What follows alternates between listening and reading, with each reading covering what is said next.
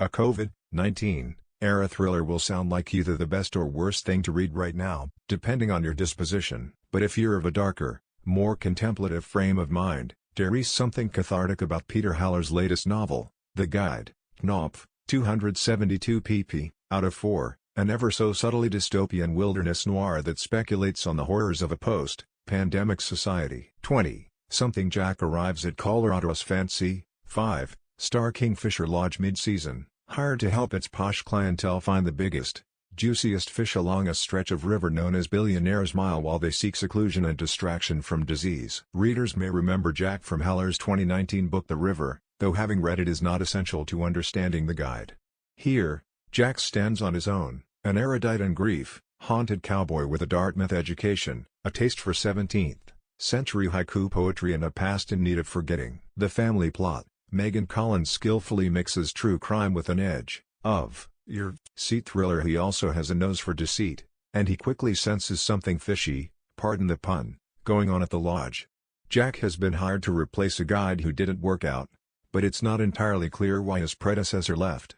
The lodge is locked behind a heavy gate that requires a key code to get in and, strangely, out. Hess warned about a Traeger, happy neighbor with a scoped rifle upstream, inclined to shoot at anyone who steps foot on his property, and Jack soon confirms said neighbor is always watching. Patrons go out for the day and come back to the bar looking shaken, some with band-aids on the backs of their hands. And then Jack hears a sharp scream deep in the night. Was it a barn owl? He wonders. They sound some nights like a woman being murdered. Jack finds an unlikely partner in uncovering the lodge's mysteries, and an unlikely romantic match, in his fishing ward, Allison Kay, a famous but surprisingly earthy singer who knows her way around a fishing pole and who also can't leave well enough alone. As the inconsistencies and warning signals pile up, the kindred spirits team up to figure out what's going on. The enticing mystery keeps the pages turning, but not too quickly. The Guide is too beautifully written to speed through it. The descriptions of nature lush and vivid. Rarely has fishing felt so poetic, tying the lure so much like art. But suddenly the spell of Colorado's unspoiled wilderness is broken by the presences of a contactless thermometer or quarantine center.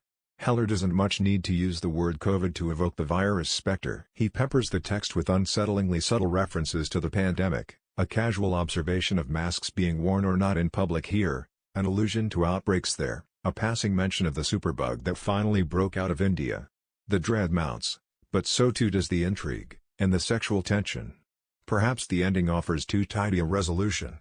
To ask readers after the past year to still believe it's possible for good to conquer evil is a tall order, but then making a cautionary tale on the widening divide between the haves and have-nots in the era of COVID-19 go down so smooth is a tall order too, and Haller accomplishes that nicely.